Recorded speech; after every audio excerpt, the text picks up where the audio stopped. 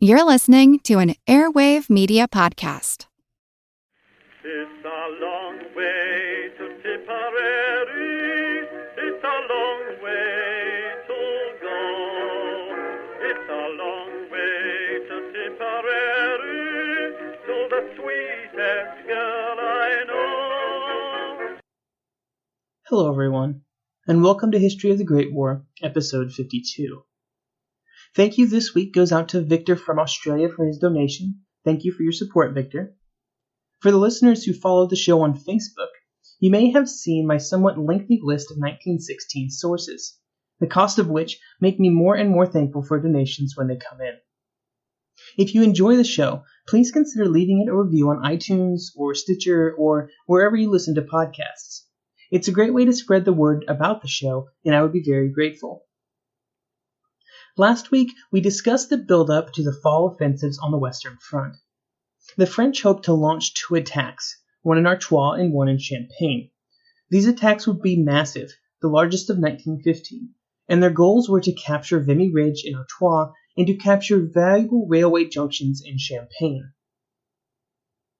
This would be the Second Battle of Champagne and the Third Battle of Artois. Today we will look at how these offensives went after they were launched in September 1915. This week we will also be focusing on the French action specifically, while next week we will spend the entire episode examining the British efforts at Loos. Without further delay, let's jump in. In Champagne, there would be 27 divisions attacking. To achieve this number, Joffre had to shuffle troops all around the front to free up the Second Army, commanded by General Pétain, who would be moved into Champagne and put under the command of General Cassinal for the attack. Facing these 27 divisions would be just 7 German divisions, which were covering a front of 42 kilometers. I'm not sure on the exact math of how thinly stretched they were, but very probably fits the bill here. The French planned to launch attacks very similar to the previous attempts, just on a larger area and with more men. Cassinal sought to punch a hole through the German front that would be at least 12 kilometers in depth on a front of 28 kilometers wide. He believed that this was the only way that he could make a hole big enough that he would be safe to move in his reinforcements without interference from German artillery. He hoped that if this 12 kilometer by 28 kilometer hole could be created by the set of troops in the attack, that he would be able to constantly feed in more troops to keep it going. Part of this plan was to use a very strong second wave of troops to hopefully keep the advance going. This second wave wouldn't be sent forward until the first line of German trenches had been secured by the first wave of troops. The hope was that the second wave wouldn't be as entangled in the first German line and would provide the momentum necessary to keep the attack going into the second German line. The first attacks would be centered on Perths, just like before, and would be launched by the 4th and 2nd Armies, under General de Langle and General Pétain. Backing them up would be over 2,000 pieces of artillery, including 750 heavy guns. These guns would launch a long bombardment prior to the attack, a bombardment which would include asphyxiating gas rounds. In the north, in Artois, there would be 19 infantry divisions attacking. The most important of these troops were the men of the 10th Army, commanded by General d'Urbal. The army was in prime position to take Vimy Ridge, and was at most 1,200 meters from the top of said ridge. Certainly, this was within striking distance. Foch outlined his plans on July 15th to d'Urbal with objectives like in previous battles: capture some of the ridge and then push the Germans off of the rest of it. One thing that wasn't similar to the previous attacks was the number of men. This time, there would be less than during the second battle in the spring. D'Urbal was concerned about this fact, that he had the same objectives, but he was given less men to try and achieve them. He would write to Joffre and Foch, quote, "It is my duty to call to your attention the reduction of means at my disposal, but the tasks remain the same, an arduous effort against an enemy warned and on guard. This situation will necessitate considerable and prolonged efforts, and will result in great losses among the attacking infantry." End quote. Foch and Joffre disagreed, believing d'Urbal to have more than enough troops to accomplish the goals set before him. In fact, as Foch and d'Urbal continued into detailed planning, the front on which the 10th Army would be attacking on grew and would end up being a front of 32 kilometers, and this with just 19 divisions at his disposal. For those keeping track, this meant that there were less troops in Artois attacking on a wider front than in Champagne. So not a great recipe for success in a war where concentration of strength was so important. They would also have much less artillery, around half as much, with just 1,000 guns to back them up. I have said from the beginning that these attacks occurred on September 25th, but that is not when they were originally scheduled to occur. It was originally supposed to begin on September the 8th, but it slipped to the 15th and then to the 25th. The biggest problem for the French was getting Petain's army ready to go in Champagne. It is no small thing to get an army off the line, move it to another part of the front, and then get it all ready to go on the attack. During all of this delay, the French tried to find a way to hide their preparations, and a lot of these efforts revolved around Petain's army.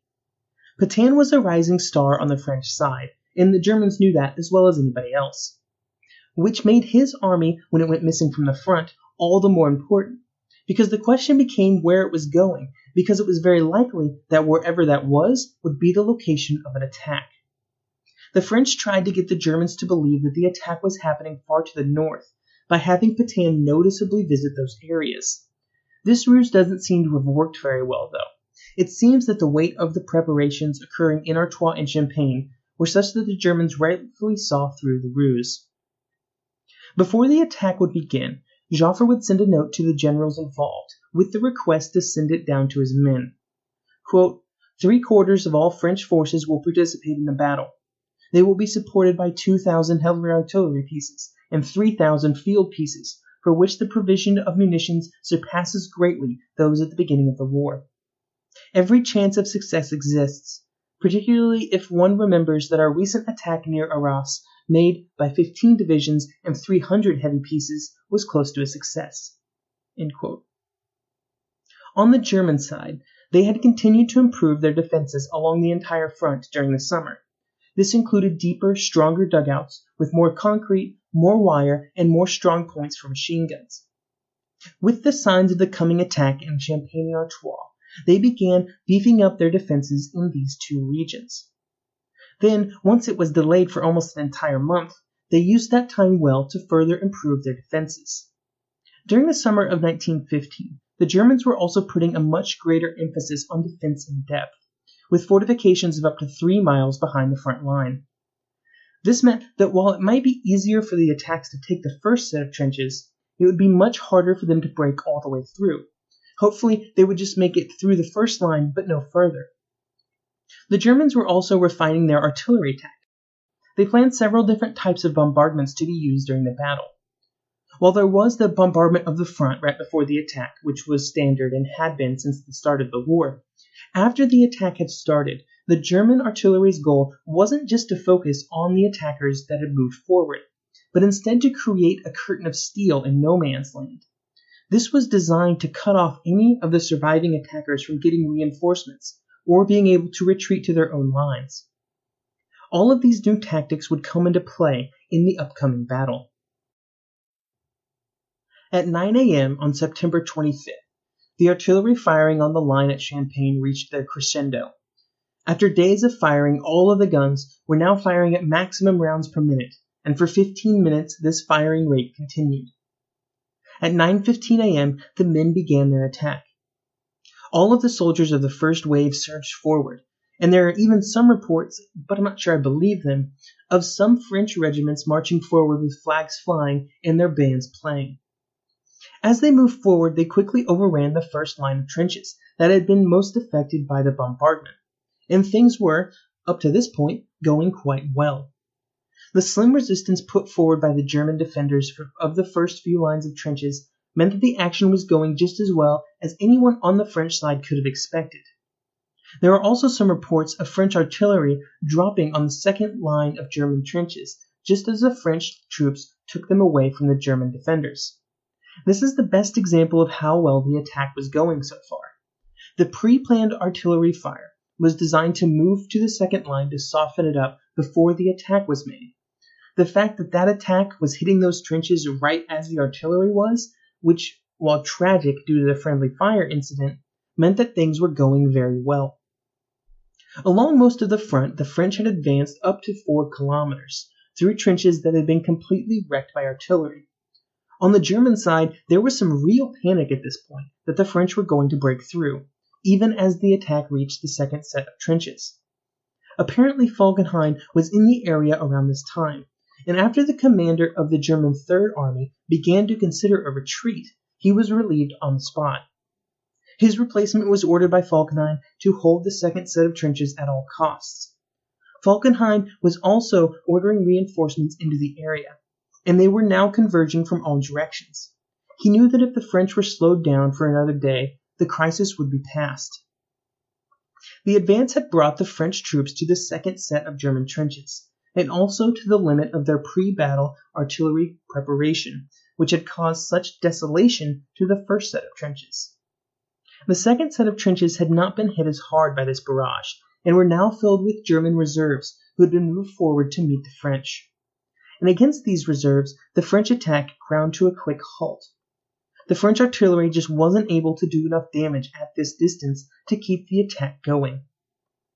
As the 25th and the first day of the attack ended, Castelnau moved forward the 6th Corps into the area of the greatest advance.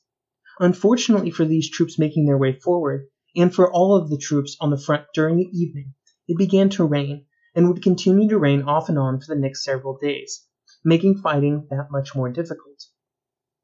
On the next day, the French attackers were in a situation that was very different than what they had experienced the day before.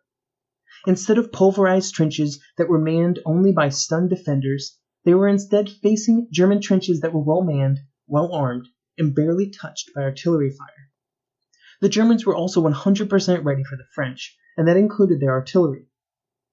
Even with the greater difficulties facing the French troops, they launched multiple attacks throughout the day. Some of these attacks even managed to reach the German lines, but they never had the strength to hold on to their gains against German resistance. The problem, beyond the men and machine guns and artillery, was the fields of barbed wire that the Germans had prepared in front of their second defensive line. During the first days of the attacks, the barbed wire had been shattered by artillery, making it easy to pass through. But here that was not the case, and the French had to slowly find their way through it. When the 26th ended, the French were in much the same place as they had been when it had began. During the night, artillery was moved forward in preparation for attacks the next day, but the attacks on the 27th would be even less successful than those on the 26th. Before the next attacks on the 28th, Pétain would make his first mark upon the battle. He did this by refusing to attack with the men currently in the line on the 28th, men that had been attacking for 3 days.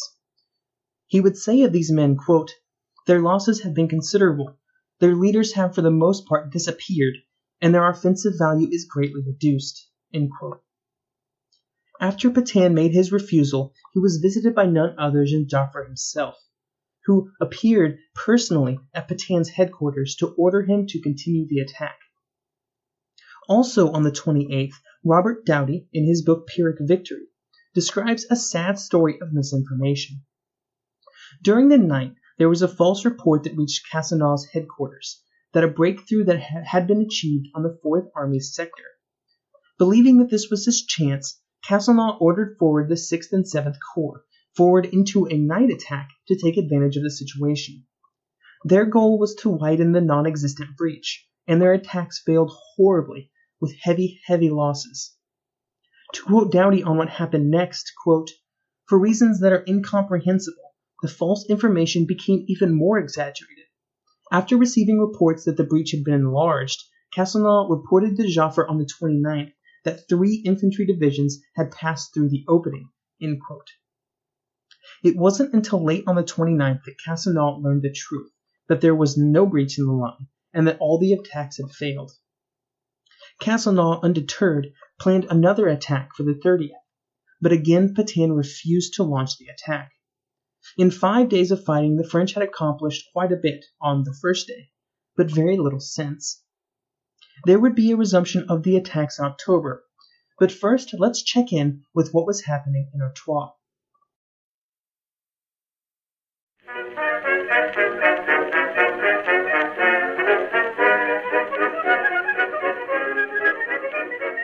The one truth about human history is that change is inevitable. But the one thing that has never changed is that humans need food to survive. There are many ways to get that food, but one of the easiest ones is Factor. Factor delivers ready-to-eat meals right to your door. All you have to do is heat them up and dig in. In 2 minutes, you can be eating tasty keto or vegan options, or any of their 35 options that they have available every week. So you can choose maybe the cheesy garden herb chicken, maybe the Santa Fe green chili beef skillet, or perhaps the Caribbean spiced tofu. It is all delicious, and if you have a bit of a sweet tooth, Factor still has you covered with a wide range of snack and smoothie options. Chocolate mocha cheesecake, snickerdoodle macaroons. Any of that sound good? And don't worry, even the tasty stuff is dietitian approved. Head over to factormeals.com/GW50 and use code GW50 to get 50% off. That's code GW50 at factormeals.com/GW50 to get 50% off.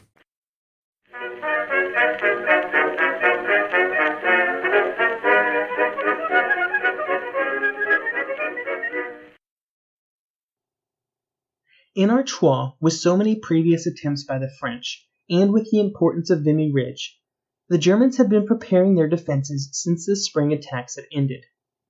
There were more trenches in the huge network of defenses on the ridge. These included fields of barbed wire, more machine gun nests, more hardened shelters, everything a German soldier could ask for. While the defenses were strong, they were very thin on troops to man them, and this meant that there were just a few divisions to defend the area against the French attacks. The artillery fire in Artois began a week before the attack, with the bombardment starting on the 18th on some parts of the front. For an entire week, the fire would continue until the attack began at 12:25 p.m. on the 25th. In The Great War, Peter Hart quotes Sergeant Emile Morin with this quote, "Without hesitation we leapt over the parapet. Immediately men were hit and fell back heavily into the trench. Straining every sinew, the soldiers threw themselves towards the enemy, screaming. The bullets came from everywhere. I hear the rattle in my ears, an endless banging. The barrage of artillery shells falls close around us. The noise was indescribable. Terrifying explosions erupt everywhere, and acrid smoke rises up." End quote. Much like in Champagne, the initial onrush of French troops managed to capture the first German trench in several places. In some places, they were even able to make it to the top of the ridge. Unfortunately, also much like in Champagne, nowhere were the French able to make it through the second set of German trenches. The infantry that advanced the furthest often found themselves cut off and quickly driven back by German counterattacks. All of the real gains for the day were made on the north side of the attacks, which were driving towards Juchet. On the south side of the attack, the troops were often pushed back to their starting points by the end of the day. Late in the afternoon, it also began to rain, just like it did in Champagne, which made it more difficult to support the troops as they advanced, and especially to support the troops that had advanced the furthest. With the initial attacks either over or bogging down, D'Urbal switched his attention to what he planned to do the next day to follow them up. He wanted to pursue attacks only in the north, where the successes had been, and Foch agreed with this. So the next day the attacks resumed at 1:10 p.m., and again there were some early successes. Souchy was captured, and there were a few small gains made against the ridge. Even though the attacks had been successful, D'Urbal and Foch had used the absolute last of their resources to make it happen, and now they needed help from Joffre. They needed more men, and they needed more artillery ammunition. When they sent a letter to Joffre asking for these pieces of assistance, the message that was sent back to them said that there weren't enough resources to allow it. Joffre would tell them, quote, "Stop the attacks of the 10th Army, but avoid giving the British the impression that we are letting them attack alone. The attack of the 10th Army may succeed, but this will be at the price of new quantities of munitions and new divisions that the Commander-in-Chief cannot provide now because they are needed elsewhere to exploit success." End quote. Essentially, Joffre was putting the attacks in Champagne and their need for resources above the attacks in Artois. This was in accordance with the plan, the attacks in Artois were always supposed to be a secondary attack. But, and this was important, the deal with the British was that they would attack as long as the French did so in Artois. So Joffre needed the French troops in Artois to at least appear to be continuing the attack so that the British would also continue, which would theoretically help the main French effort in Champagne. On the 27th, the French attacked again, with what little resources they had, and this meant that only 2 corps of troops on a small front were sent into the attack. This prompted the British to demand more support from the French in Artois, and they sent a message directly to Joffre saying that if the French didn't up their game, then they were going to halt their attacks. Foch then met with Sir John French to guarantee that the French would keep up the pressure on their front, and that they would even bring in troops from the south to free up a British division currently holding the line so that it could be used in further attacks. On the night of the 27th, after the failure of the earlier attacks, there was a great French success with the capture by night attack of Hill 140 and 119. These were the highest points on Vimy Ridge and would have been a great prize for the French to capture. The Germans knew of their importance and stopped at nothing to try and get them back. Attack after attack, followed by constant artillery fire on the French forces at the top of the hill, finally drove them off. On the 29th, Foch and French met again to discuss further attacks. They both agreed to continue, with the caveat that they would both need to rest their men for a few days and move in more material that was necessary to continue. We will catch back up with the October attacks in Artois after we look at the October attacks in Champagne. After the September attacks in Champagne had been stopped, Castelnau knew that he had to give his troops a breather and take some time to bring in reinforcements before continuing. Joffre hesitated when it came to giving more resources to Castelnau, and even considered calling off all of the attacks. Eventually, he did decide to move in more troops to Champagne and to give Castelnau more artillery ammunition, but these shells came with a very important disclaimer. They were the last ammunition that Joffre had. The supply depots were now empty.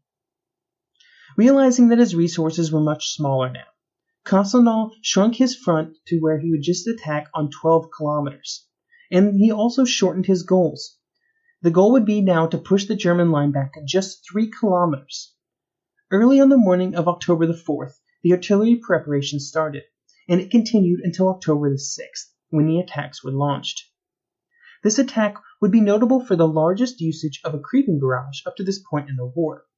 This involved artillery slowly moving forward right in front of the French infantry, or at least that was the goal. At this point in the war, they were still having a lot of issues getting the speed of advance just right, and making sure that the speed was adjusted based on the success or failure of the infantry.